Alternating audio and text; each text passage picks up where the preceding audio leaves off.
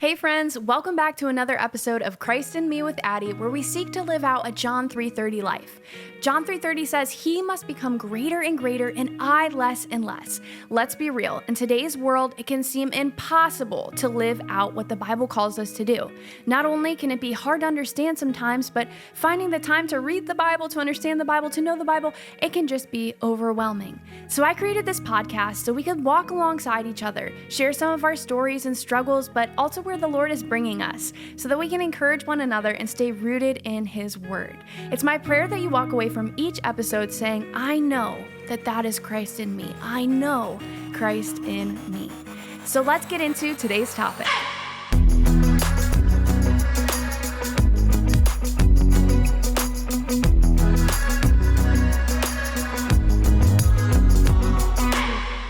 Hey guys, welcome back to another episode of Christ in Me with Addie.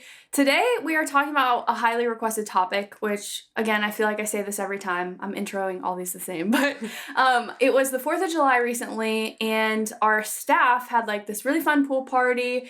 And for those who don't know, I'm on staff at a church, and I did bring some seltzers to enjoy on the 4th of July, as many people do around fireworks, and I posted a picture of one that I really like right now, and a lot of you commented, responding back to it, saying, hey, what's your take on alcohol? Or hey, what's your take on weed? Or what's your take on just different kinds of vices? And so I thought, why not have a conversation about vices? Because the Bible actually has a lot to say about what it means to be, this is super Bible-y, but sober-minded, or what it means to be unhindered in your connection with the Holy Spirit, what it means to be solely focused on Jesus. And so I think a lot of times we struggle to find balance in those things, like what is okay, what's too far.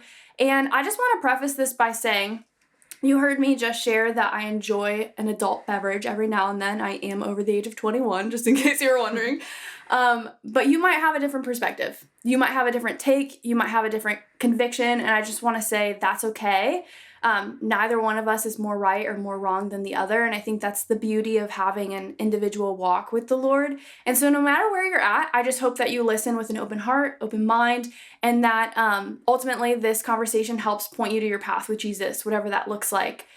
For you, that might be cutting out all alcohol. For you, that might be, I know some people who didn't even kiss somebody until they were at their wedding day with them and kissed them for the first time, because for them, anything else was a vice, like leading up until their wedding night. So you can take this a lot of different directions. But today, I brought my friend Chloe to the show, and I got some intro music for her.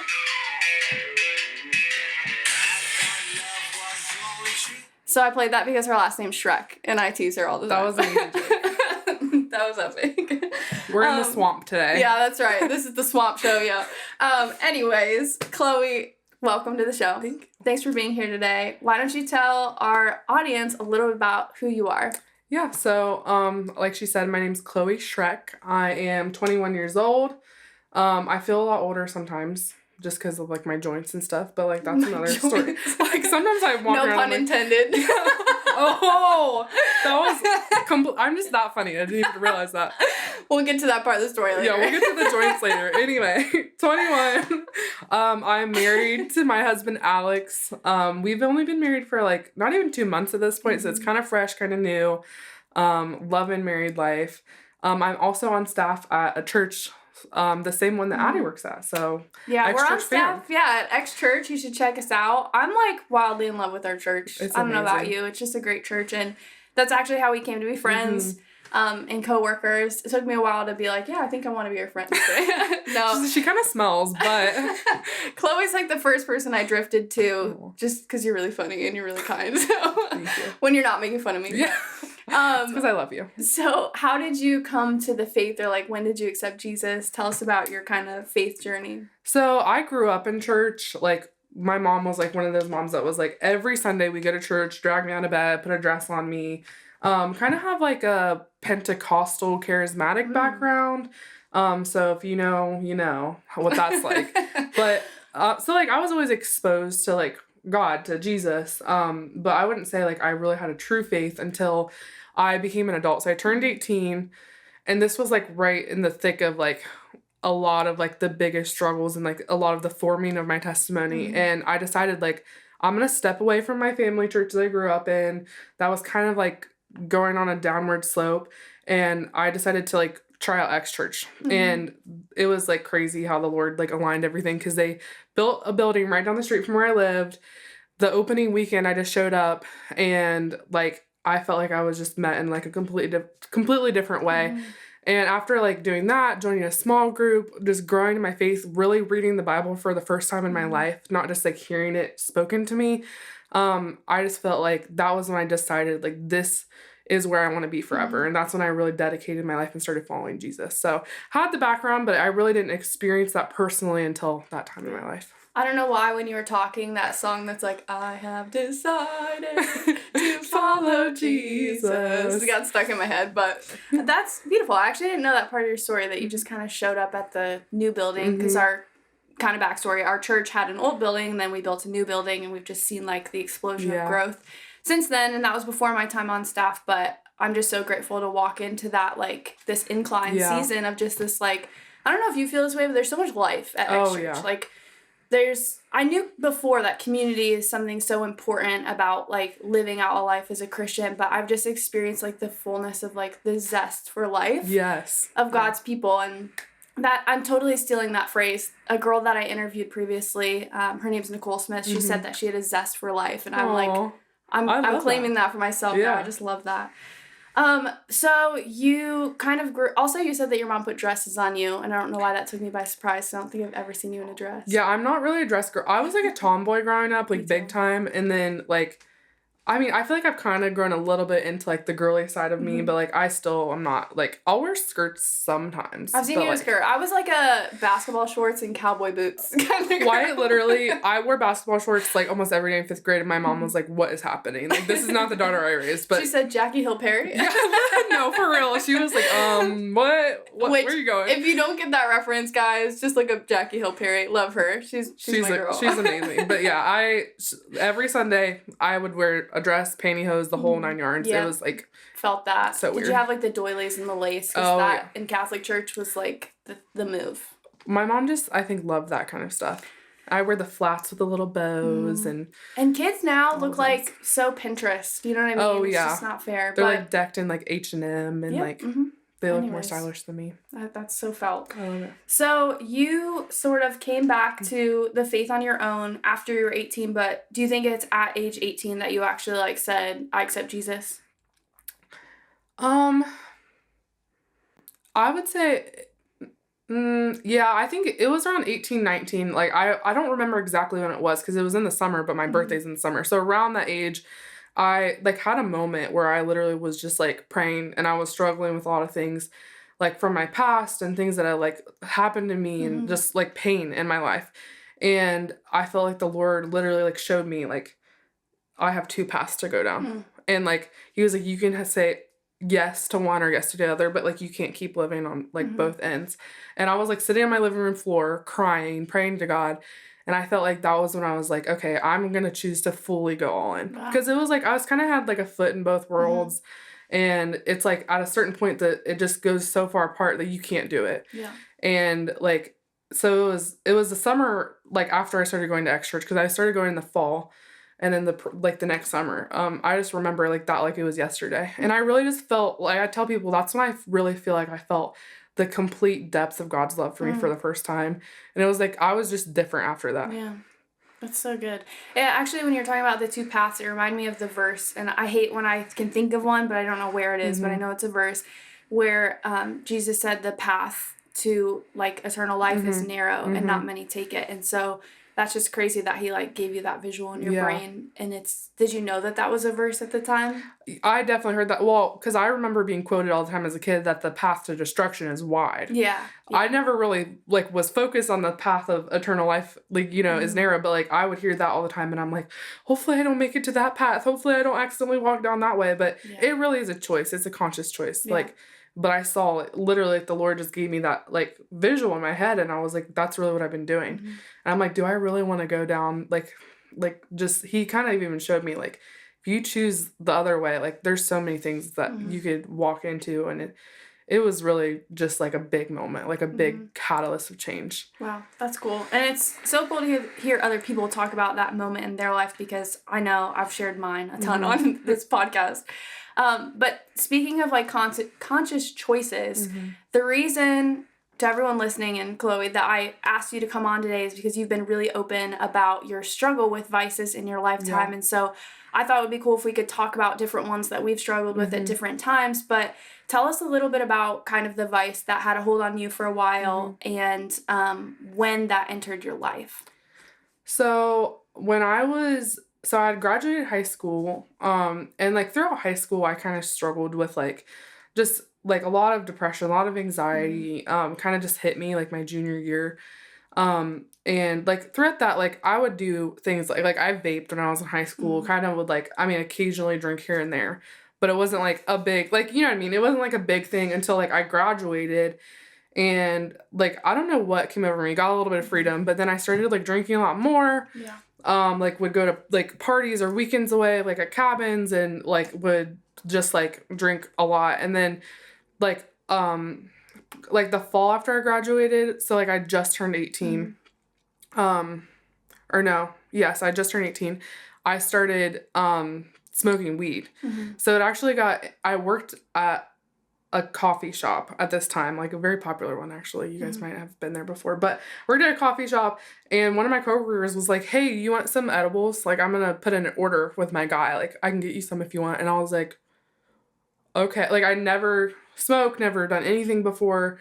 And I was like, "Okay, like I can do that." Like sure, why not? She's like, "Okay, they're $20." You're like, I like gummy bears. Yeah, I was like, let's do it. So like I gave her $20. She gave me the edibles, and I'm like, because like I'd been kind of dabbling in these things, and I'm like, this is gonna be fun. So like I just thought it was gonna be like a one-time thing. Like I'm gonna try weed one time, like whatever. And so I started out with edibles, which if you know anything about those, they're a lot more intense than smoking weed because it's like in your digestive system. So I ate an edible. I was like high for 24 hours. It's crazy.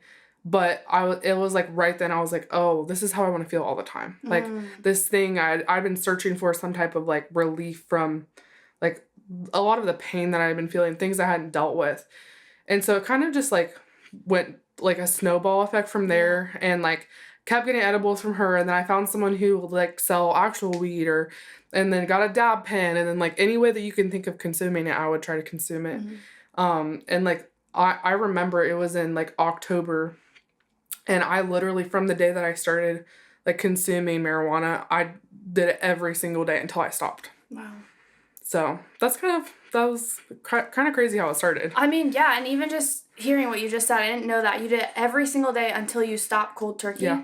So we'll get into like, I want to hear about how you stopped, and like, I'm sure that was a whirlwind of events, but how, I guess, did you not fall back into it? Because it's an addiction. Like, it's a very active addiction. How do you think that you were able to just like be done with it one day?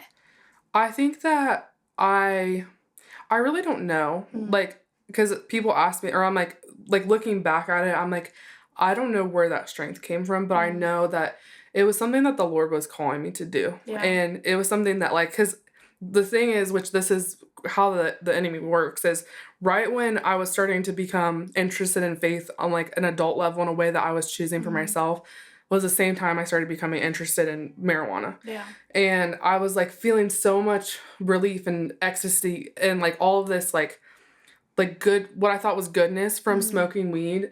And then I saw the same thing when I would like go to church and be involved in that. So like it was kind of happened in tandem. It wasn't like, oh, I turned my life around then went to church. Yeah. Like literally in October is when I started smoking weed. And I think it was like the beginning of October, and then end of October is when I started going to X church. And so like where God was turning my life around was also where I was like walking down this path of destruction. Wow.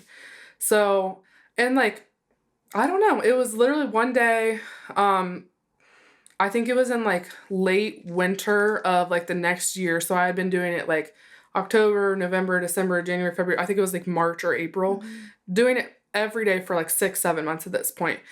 And I felt like the Lord, because I wanted to start serving, I wanted to get more involved in church. I felt like so much life coming out of that. And I felt like I was like, he told me like, if you want to continue on in these things, like you're not going to be able to to continue on with, like, your substance abuse. Yeah. And he told me that in January. And I was like, well, we'll see. Like, I don't know. I don't know if I'm willing to give that up. But then there was just a moment where, like, I was, like, laying in bed at night and I felt this, like, overwhelming sense of conviction.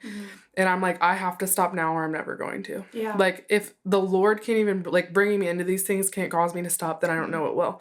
So I decided, like, which, of course, this is how it works. I was like, after I'm done with what I have, it's over. And it was. Like, I think which I wish I would have just thrown the rest of it away. But, like, at that time, I was like, I know if I have anything You're like, gotta get my money's worth. Yeah. Which I actually ended up finding, like, an edible that I have, which I threw away, which I'm so proud about. Good. But it was just, it was literally just, like, an overnight thing. I felt like it was, like, now or never. Wow. Like, if I'm going to stop. But the Lord gave me the strength because it's so tempting to go back into those things. But I had to make a lot of sacrifices in order to, like, really cut it out of my life. Yeah. I think what's so cool about any vice, whether it's weed, alcohol, whatever, that you're trying to just surrender to God, is it starts with that, your choice, his strength. And I think where people, what keeps them from church, what keeps them from ever getting rid of their addiction, is that they think that they have to do it in their strength and clean it up before they can come before God. And he's like, what I love is that your story is like, you were growing in your faith, but you were also diving deeper into substance abuse, as you said. But that didn't, like, disqualify you from still growing in faith. You were just faced with more hard challenges of things you needed to cut off, choices you needed to make to rely on his strength to bring about that change. And I want to take the pressure off you for a second and just talk a little bit about my experience with that in alcohol. Because I grew up kind of similar to you, where I was raised in the Catholic Church, but I hadn't made that active decision for myself to accept Jesus yet. Wasn't really interested, and I think a lot of it had to do with how he was introduced to me growing up. It was more rules over actual relationship, and so when I got to college, I went crazy. I mean, I felt like when I was drinking with people, I was more enjoyable to be around. Like, I was funnier. And so not only was alcohol something that I was escaping to feel that relief, like you had said, but I also was putting my personality and, like, quote unquote, the best parts of my personality into my substance abuse, which for me was alcohol. I don't know if that would count as substance abuse, but I guess kind of. And I had an issue where, like, I couldn't drink without getting drunk every time. It was all or nothing for me. It wasn't just, like, have one drink. It was, I need to keep going to keep up with people around me. I need to keep going or I'll lose my buzz and I won't be as funny. You know, there were so many, like, social pressures that were giving into this. And I remember for myself, I was walking, this is when I went to school in Chicago. I was walking down the street in Chicago. I was underage and I was carrying a bottle of alcohol, and I just, like, stopped, and I was pretty messed up at that point. I just stopped and I looked at myself and I was like, where am I? And, like, what am I doing? That's so dangerous. I was walking around the streets of Chicago, like, probably after midnight. I mean, nothing good happens after midnight. Mama said it best. And I just, like, looked at what I was holding. I looked at what I was wearing. I looked at where I was, and I was like, what am I doing? You know? And for me, it took me many years after that to find Jesus and to surrender my life to God. But that was my struggle, for sure, was alcohol. And having, coming from a family where I have a parent who is an alcoholic, I remember constantly having the fear of, do I like this too much? Do I like this too much? Am I losing control? Am I falling into the same pattern? And in all actuality, I think that's exactly what Satan had set out for me. So going back to your story, though, when did you realize that this vice was, like, a spiritual blocker in your life? I know you said it was a choice that you had to actively cut out, but what were you facing spiritually where you were like, this is keeping me from God and I need to change it? I feel like I was dealing with a lot of pain, like, just a lot of trauma that happened to me in the past.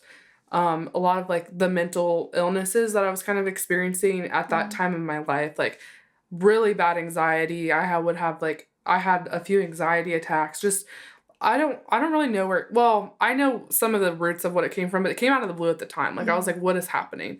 And I felt like my safe space was like, oh, I'm going to go smoke weed. Or, I mean, and it even led to, like, worse things. Like, it was a slippery slope to where, like, I was, like, you know, stealing Xanax from someone's medicine cabinet or, like, doing things like that, which, like, that was where it got really scary. But I wanted to completely rely on Jesus, and I wanted him to be my everything. Yeah. And I felt that happening, but it was like I felt this dark coldness that would come over me, and I was like, the only thing that in my head I think can comfort me is getting high. The only thing that can comfort me is this. And I just felt like the Lord, like, was calling me to depend on him, and I couldn't do it. So it was like I felt like I was falling through the floor every single day, and it was like I'd make progress and then it would go back. Yeah. And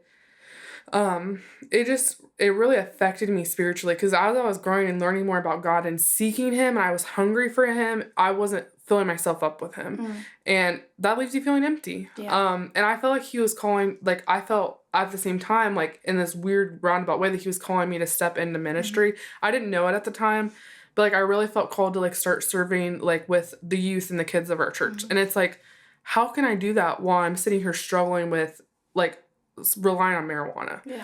And I knew I couldn't. Yeah. So I felt like that, like, blocker of, like, my next spiritual step of, like, serving and, like, serving the kids and youth of our church and pouring into them as I was, like, getting poured into. And I mean, not only that, like, in my experience, substance abuse, especially, like, getting high, it changes, like, your brain chemistry. Yeah. And it opened me up, I felt like, for more spiritual attacks. I'd get nightmares constantly. I would just, like, have this constant overwhelming, like, looming fear of anxiety. I just never felt at peace. Yeah. And at the time, I just thought, like, oh, this is going to help, but I think it made it worse. Yeah. And I felt like I was kind of opening myself up to those things happening. Wow, that actually really hit with me, because I've actually never shared this publicly before, but I have smoked weed before.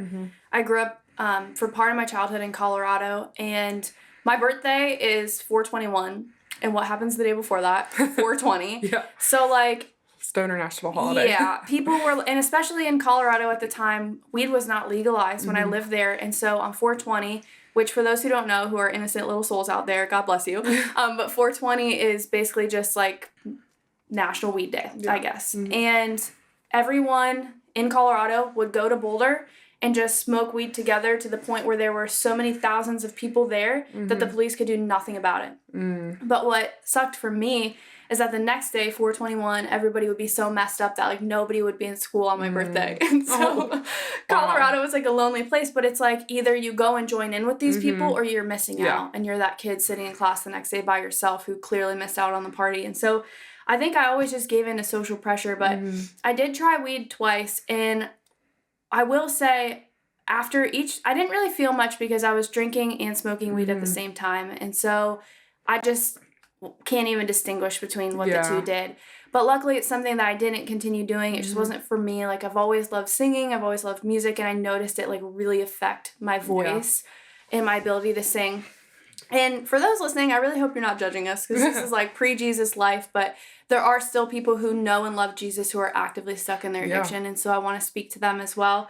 But I remember after smoking the last time before I did it, the next morning I woke up, wasn't feeling great, had that icky feeling in my throat, and I went to make myself some breakfast, and I started the stove, and I had placed the hot pad, like, too close to the stove. And, like, I don't typically make those mistakes. Like, I'm a very careful person. I've been cooking my whole life, so, like, I know the do's and don'ts. And it started to catch on fire, the hot pad. Oh my gosh. And I remember just sitting there looking at it, and I was like I was looking at it and panicking on the inside, but my brain was so, like, fried from the night before, it was, like, slow to react. Wow. Like, I didn't really care that this thing was on fire in my rented apartment in a, like, skyscraper in Chicago, you know? And so when I, like, snapped back to, I put out the fire, and I, like, looked at myself, I was like, I'm losing myself. And I only did this once. Yeah. And that just goes to show how it really does affect your brain, and it affects your reaction time. It affects, like, I didn't care that it was on fire. Like, it really affected my desires, and I didn't like feeling like I was losing myself. And I guess the question I have for you, because I can't really distinguish between the feeling of weed versus alcohol. Right. But I know that where I am at personally in my life, there was a point in time where I had to actually abstain from all alcohol because I just needed to focus on God. I couldn't drink without getting drunk, and so I had to cut that out. And now I'm back to a great place where I can post a seltzer, enjoy a seltzer, and not cross that line. And for me, it's one of those things where I used to think, like, I can never not have alcohol at my wedding. I could just never do that. It has to be a party. Or, like, I could never go to a hangout and not get a drink. Like, I'm going to enjoy myself. Yeah. And we ended up not having, years later. We didn't have alcohol at our wedding because it just wasn't important to us, and it's really dang expensive. Yeah. So it wasn't that important to us. And then, secondly, now, like, I can go and I find so much more value in friendship hangouts where there isn't alcohol and you're just enjoying each other sober than when there is alcohol. And when I do drink in friend spaces now, it's like 1-2 drinks max. And we still know that we'd have a great time with or without it. So I wanted to ask you, though, do you think that there is a difference between alcohol and weed in terms of the feeling? Like, with alcohol, I know some people are like, well, why even drink if it leads to you getting drunk? But I know you can have one drink, most people, and be fine. Like, you can enjoy one adult beverage and be fine. But with weed, is it like you can take one hit and be fine? Or are you instantly high? Like, what is your take on that as a Christian, on whether or not you can still be, quote unquote, of sober mind and still take a hit? I've been asked this question so many times because I don't know, like, even if I don't tell people, I've had so many people come up and ask me about, like, what I think about marijuana, and I'm like, do I just, like, I don't give off those vibes. I don't feel like I do, because a lot of people are shocked. They're like, you're a stoner? Like, you look like you would, like, I don't know. They just don't even think I would ever do anything bad, and I'm like, okay, whatever. So, but I'm like, maybe the Lord just placed, I don't know, us in each other's path, but I feel like that's, like, people love to, like, ask, like, okay, so what are the loopholes with this? What's the line? Yeah, what's the line? And I'm like, well, first of all, I'm speaking off of my opinion and my life experience. I'm not sitting here like, oh, the Bible says thou shalt not smoke weed. Like, because it doesn't. Like, obviously. If you, like, maybe, for all we know, Adam and Eve covered up with pot leaves. Like, I mean, we have no idea. They very well could have. Like, Adam and Eve could have been stoners, and I could be wrong. But I think using wisdom, seeing, like, the story of Jesus and the story of God throughout the Bible and his heart, and then also from personal experience, like, I am always like, okay, this is what I think. Now, alcohol, I think you can enjoy a drink, and I think that it will not cause you to be completely inebriated. Weed is a completely different thing. Like, alcohol is a depressant. It, like, affects the blood alcohol in your brain. Weed is a like, it affects your brain chemistry. It stimulates a part of your brain to where you become high. It's a completely different thing. I don't know this, like, the exact science behind it, but I do know. Well, it's like the THC. Yes, the THC stimulates, like, it's, I wish I knew the exact part of your brain, but I mean. It's okay, you're not a neuro. Yeah, ask your doctor, you can Google it, but I do know that there is a difference to where, like, physiologically how it affects you, and it's a stimulant rather than a depressant. And I've never, in my experience, been able to smoke any type of weed and not felt an effect, but I think people are like, well, if I'm not, like, smoking to the point where I'm, like, completely inebriated, or I'm not smoking to the point where I'm, like, this or that, then it's probably fine, right? And when I say, like, what I say to that with people is, like, weed is completely different. You become dependent on it. And as much as people argue this, because, like, you might smoke weed for a long time and never try anything else. But I think that you're opening yourself up to wanting to stimulate your brain in the same way with different drugs. So I think even, like, with alcohol, I can say it made me much more open to other things. Like, because I was using it as a crutch. I was using it as a sense of relief. And so when I was then offered weed and I'd already been pushing the limits with alcohol, it's like, why not? Why not try and see how this one makes me feel, you know? Like Alice in Wonderland with the different bottles, you know? It's like, let's see what this one does. Exactly. And so I just want to make sure that we clarify for everyone listening, we're not here talking about this to say how far you can go before it becomes a sin. We're talking about this to say that when it comes to weed and alcohol, I think so many people have so many questions about this in the church because they don't want to do anything wrong by God. They want to know how God feels about it. They want to know what the Bible says about it. And we have a couple verses that we prepared that sort of apply to this topic. But the truth is, alcohol could be perfectly fine for one person to balance and maintain in their life in a healthy, responsible way. And for another person, one drink is already too much. one drink has already been too far. And so that's where it comes to individual conviction with God. And I think you'll have some people who have really strong opinions on this. After I got out of my sort of drinking stint and entered into the faith, I think I grew into a lot of extremes where I was like, all drinking is wrong, all alcohol is wrong, it leads to nothing good, and that was my conviction at the time. And now that I've been around Christian circles where I've actually seen people drinking responsibly, where I've seen people enjoying the craft of, we know somebody who brews their own beer who's active in ministry, and like I think that's cool, and I've seen the art of it now, and I know that they're not like an alcoholic, and that's just their like hobby, and I think we are too quick to judge a lot of times when we see Christians and alcohol, or Christians and even hearing about their struggles, when the truth is all of us are going to struggle at one point in time. So I appreciate your openness just to share, because I think other people are going to listen to this and feel some relief. Yeah. Because I think so much of the church a lot of times says, like, don't do this, don't do this, don't do this. And then the question becomes, well, what if I do? Yeah. What if I have? Am I bad? How am I going to be redeemed from this? And so I just think it's so cool. I'm sitting here talking about how I had my struggles with alcohol that were redeemed. You had your struggles with weed that were redeemed, and we both work in ministry. And that's not to sit here and say we're like some perfect superhumans or anything like that. Again, it comes down to that choice. Both of us at different points in our life chose to actively surrender that addiction, that struggle to God. And then through his strength, we were redeemed and restored. And if you would have asked me back in college if I ever would have been in ministry, I would have laughed in your face. Like, did you ever think you'd go into ministry? No. I was like, that's funny. Even when I felt like the Lord was calling me into it, I was like, no. I'm unworthy. Yeah. Like, count me out, know? And even then, I feel that at times. But again, it's that choice to surrender all the ways that I think I'm discredited to then be strengthened by him for ministry. You know what I mean? So, Chloe, what would you say to the person to like encourage them? Maybe it's a verse, maybe it's something that helped you, who's stuck in their like cycle of substance abuse or even drinking struggles. What would you say to encourage that person? What helped you?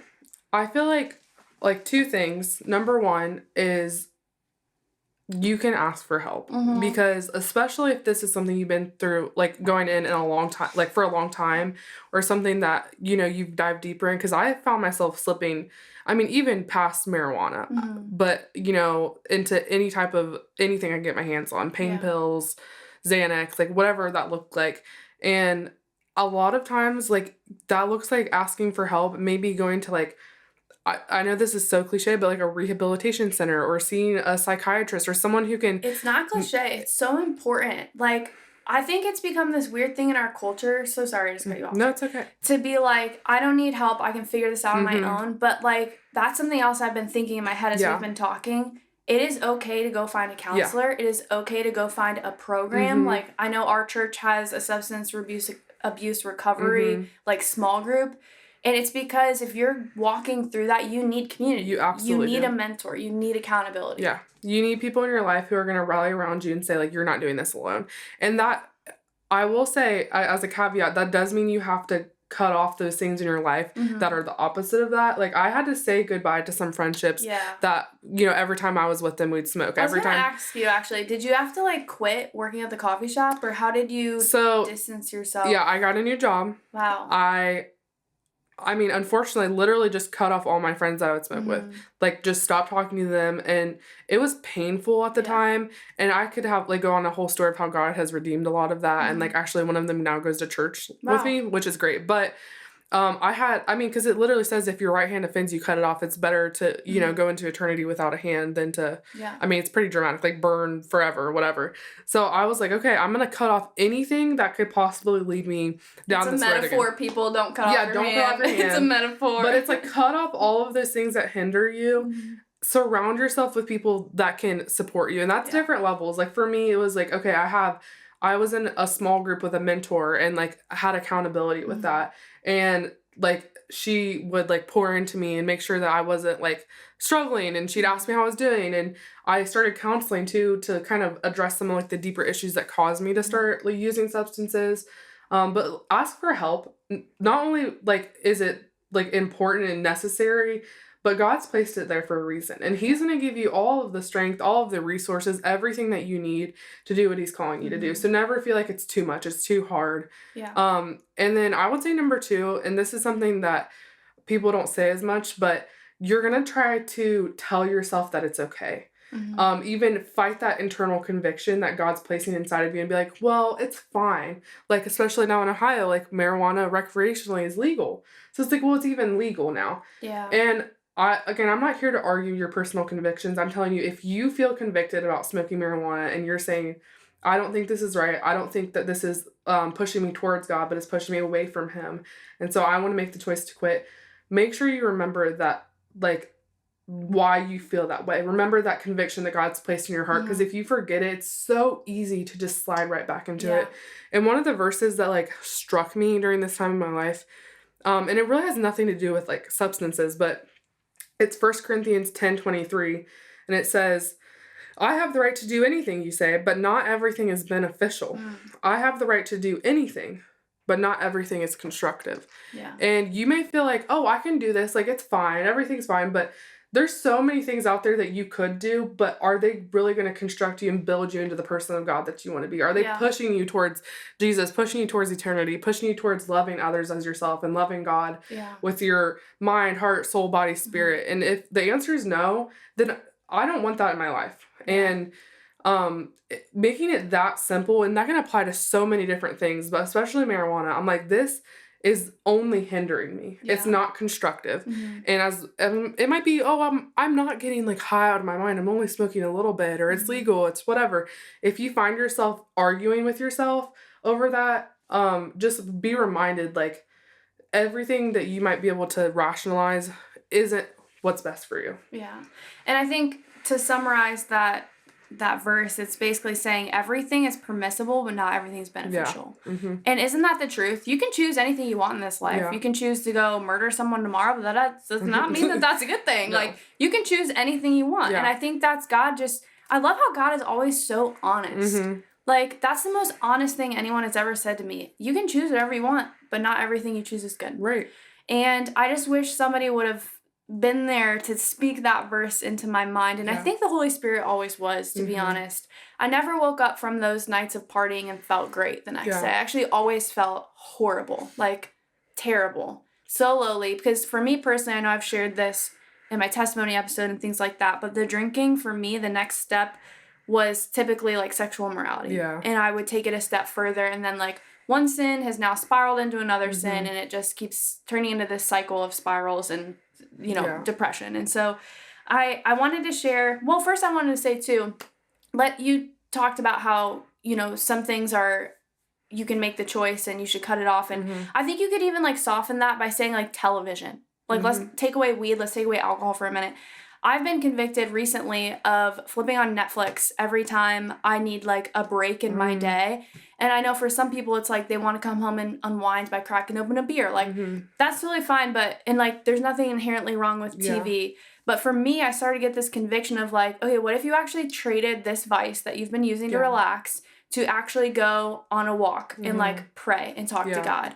And I can promise you, I feel so much more fulfilled and restored with God after like a walk in creation than I do watching like Bridgerton on Netflix or something. You know what I mean? So, which highly don't recommend Bridgerton. It was a bit much for myself.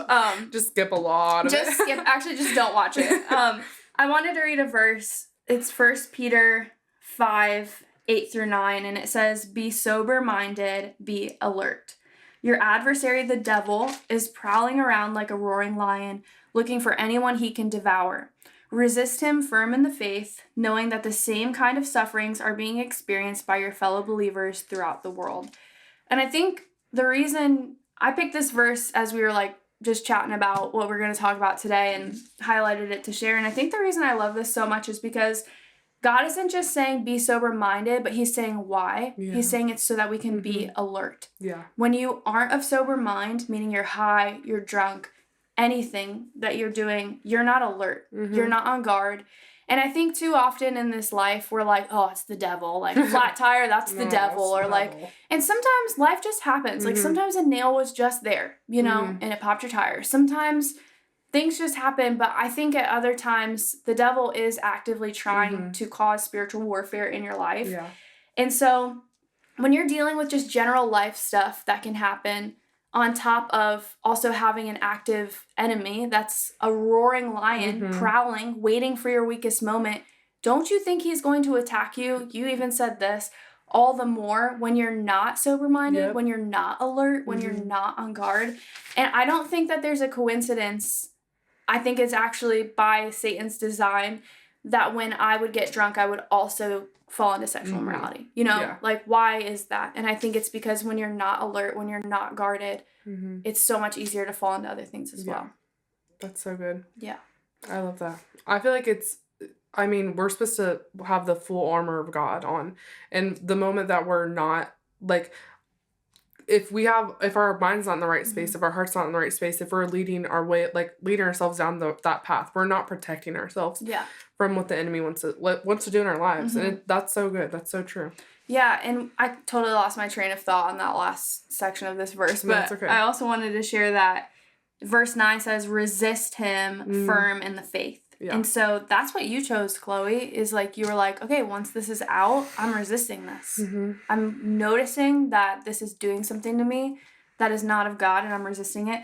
But the last half says, knowing that the same kind of suffering are being experienced by your fellow believers throughout the world. The context of that verse is talking more about like persecution in the faith, but I would argue saying that Satan's persecuting us by allowing us to fall into these vices, you know, encouraging us to fall into these vices. And I love just the comfort of knowing that I'm not just this sinful, awful human who's the only one that's ever chosen to do this in my life. It says, knowing that the same kinds of sufferings are being experienced by your fellow believers throughout the world. You're not the first person to fall into your vice. Other people are struggling with this. And I think it's through these open conversations about, this is who I was, and I'm not ashamed to share it because I'm not that person anymore, is what really has brought me to where I am now, to where I feel like equipped for ministry. Whereas before, I would have said never in a million years, you know? Yeah. That's so good. Yeah, that is good. I guess one last question, because I feel like, I don't know, I feel like I try to answer questions people might be thinking as they're listening is, if I'm actively stuck in this vice and I know I love God, what's that next step? And you kind of mentioned this, but to the person who's listening, I would say your next step is to go tell somebody about it. Don't worry about them viewing you differently. Yeah. Don't worry about them judging you. I would definitely pray about it first, like who you should open up to. Try to find someone who's like a mentor and not someone, you know, when I was struggling with my drinking, I'm not even going to go confide in a friend who also is struggling with getting drunk or smoking weed. You need to go to someone whose faith you actually really look up to, confide in them, tell them about your struggle. And I guarantee you that person is going to set up like weekly calls with you, is going to give you verses to read, they're going to help you in some aspect to get back on track. And I think the second part is getting back into church and community, which is what you also did, which is what I also did.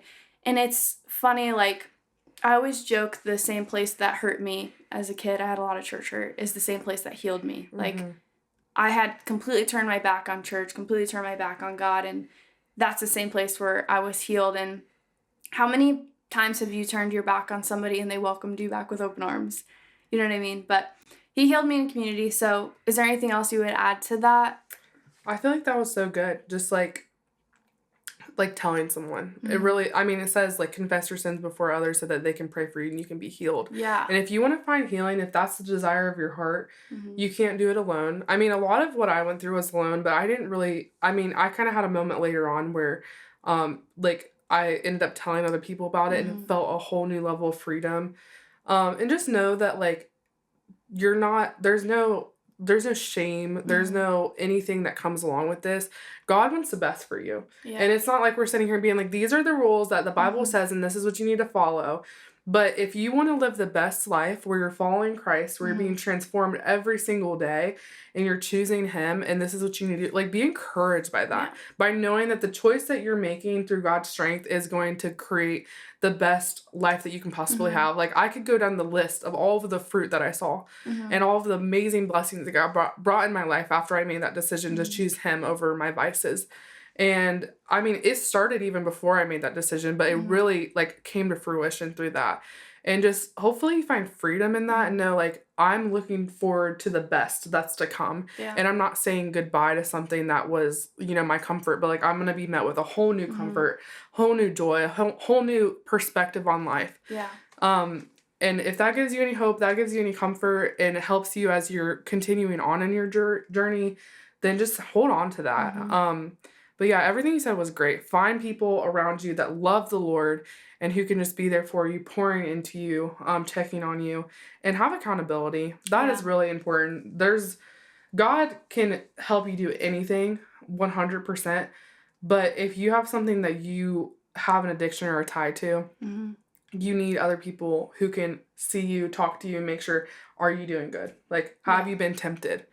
Because there's been times where I experienced temptation even after I stopped, and like having those people check on me helped me to continue to choose what is better. So gosh, the Lord is like syncing us in on each other, because I just looked up a verse about temptation that I thought of as you were speaking, and you also just helped me title this episode. So before we started the podcast, I was like, what do you think of this title, Chloe? I wanted to do virtue over vices. I was like, but I'm not sure about that one, because I don't want to insinuate that people who are in their vices don't have virtue, But what the title of this episode is going to be now is victory over vices. That's good. Because I love that. I think that it's possible for everybody, no matter where you're at. And I've shared this verse so many times, but it's one of my favorite. It's 1 Corinthians 10:31. And it says, no temptation has come upon you except what is common to humanity. Yeah. Again, nothing you ever do, have done, or will do, are doing now is different than the rest of what humans could fall for. But God is faithful. He will not allow you to be tempted beyond what you are able, but with the temptation, he will also provide a way out so that you may be able to bear it. And pray for your way out. Decide today that you're surrendering yourself. You're making that active choice.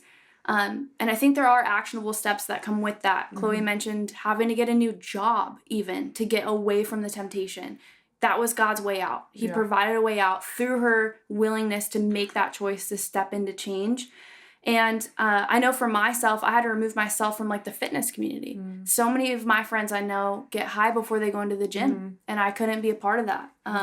Or so many people in the fitness community that I used to be a part of, they would get drunk after competitions, things like that. I had to remove myself. And so that might look like professional help for you. And we do have a list of resources actually through X Church. If you want to reach out, we actually can recommend some resources. If you need professional help, we are by no means professional counselors or anything like that, but we can point you in a direction. If you're stuck, if you're in the Columbus area, we'd love to have you. We do have the addiction recovery or substance recovery group at our church, and they do great work. There's aid out there. Don't feel like you're walking through this alone or like you're the only person who's ever struggled with it in your life. So, yeah. Anything else you want to add? I don't think so. Just, continue on. It's an everyday battle. It's not something that you're just going to be done with in a day, but we're running a race and a marathon until we meet Jesus. So just be encouraged with that and remember that there's hope. No matter what you're struggling with right now, you have hope. Yeah. And God's going to just continue to change you and transform you each day. Yeah. It's beautiful. There's one other thing that just came to mind that I totally forgot to say is I think it's really easy to look at us and be like, well, you guys are hypocritical because you went past that point. You know how it feels. You got to experience it, And I've seen a lot of people say this about like sex before marriage. Yeah. Well, they're like, oh, well, it's easy for you to wait now because you've already done it before.